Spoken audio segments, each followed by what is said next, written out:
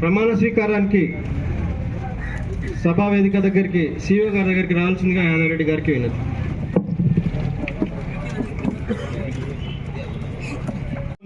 మరియు బయలా అనుసరించి నిర్వర్తించగలనని మరియు ఎటువంటి పక్షపాతం మరియు బంధుప్రీతి లేకుండా సంఘం యొక్క మరియు సంఘ సభ్యులు అభివృద్ధి మరియు సంక్షేమం కొరకు ఎల్లవేళలా కృషి చేయగలనని భగవంతుని సాక్షిగా ప్రమాణం చేయుచున్నాను.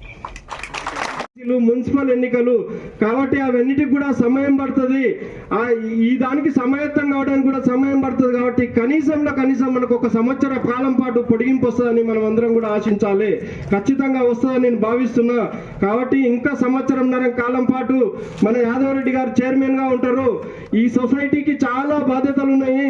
మన ఒడ్లు కొనుగోలు చేయాలన్నా, మనకు ఫర్టిలైజర్ సప్లై చేయాలన్నా, నాణ్యమైన విత్తనాలు సప్లై చేయాలన్నా, మనకు టైంకు లోన్ ఇవ్వాలన్నా, బంగారం మీద లోన్ ఇవ్వాలన్నా ఈ సొసైటీలో చాలా బాధ్యతలు ఉన్నాయి.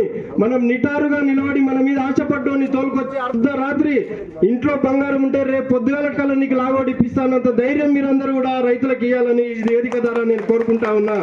మన గౌరవ్ వారికి కూడా, ఎందుకంటే మన జిల్లాకే వన్నె తెచ్చిన, ఎందుకంటే రైతుల కోసం ఉన్న పదవి దాన్ని మరి వారి కుటుంబానికి, ఎందుకంటే వాళ్ళ కుటుంబం మొత్తం రైతు కుటుంబం కాబట్టి ఆయనను కూడా మన గౌరవ పెద్దలు ఎమ్మెల్యే గారు మరి 2 జిల్లాలు 3 జిల్లాలు పెద్ద జిల్లాలతో కొట్లాడి ఆయనకు పదవి ఇప్పించిండు ఆయన. కాబట్టి వారికి కూడా ప్రత్యేకమైన ధన్యవాదాలు తెలుపుకుంటూ, అదేవిధంగా మన గౌరవ మండల పార్టీ అధ్యక్షులు విజయ్ కుమార్ రెడ్డి గారికి మరి ఆయన సారథ్యంలో నడుస్తున్నది ఇప్పుడే చేసిన పరిగి మార్కెట్ చైర్మన్ గారికి వేదికను అలంకరించవలసిందిగా కోరుతున్నాం. నిలబెట్టి కాంగ్రెస్ పక్షాన గెలుపొందారు. దయచేసి ఇప్పుడు పెద్దలు యాదవ్ రెడ్డి గారిని కొరకు సాయశక్తుల నా వంతు సహకారం చేసి కోర్టుకు కానీ ఆఫీసుల చుట్టూ కానీ తిరిగి సహకారం కోర్టు చుట్టూ కింద తిరిగి ప్రయత్నం చేసి ఈరోజు ఈ ఫలితం సాధించుకున్నామని చెప్పి విన్నవించుకుంటున్నాను.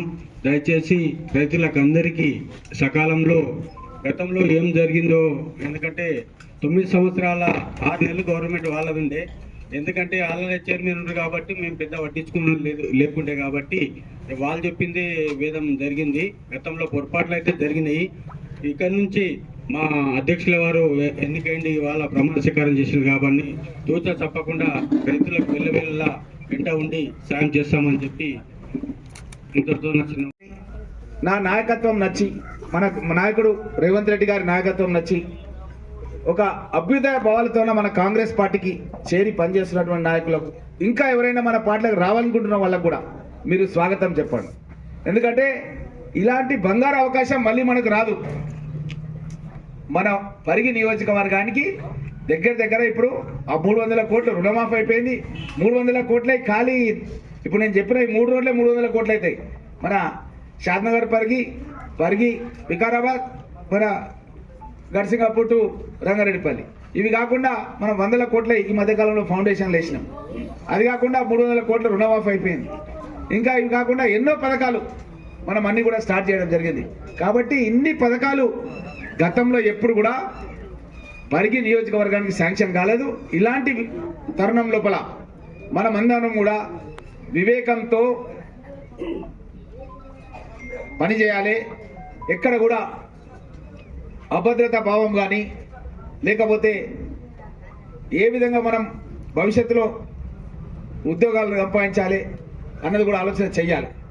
ఎందుకంటే 57,000 ఉద్యోగాలు గౌరవ ముఖ్యమంత్రి గారు మొదటి సంవత్సరంలో ఇచ్చాడు. ఈ కొత్త సంవత్సరం సందర్భంగా 1,00,000 ఉద్యోగాలు ఇస్తారని కమిట్మెంట్ ఇవ్వడం జరిగింది. కాబట్టి మన ప్రాంతం అంతా కూడా జోగులాంబ జోన్లో వేసినట్టు ముఖ్యమంత్రిగా ఉన్న కేసీఆర్ నేను కొట్లాడి జోగులాంబ రద్దు చేపించి మళ్ళీ చార్మినార్ జోన్ తీసుకొచ్చిన. అట్లా చార్మినార్ జోన్ తీసుకొచ్చినందుకే మనం ఇక్కడ దోమ కళ్యాణ మండపంలో మీటింగ్ పెడితే కొంతమంది ఎస్ఐలుగా సెలెక్ట్ అయ్యి మన దగ్గరకు వచ్చారు. 2-3 వచ్చారు మన దగ్గర.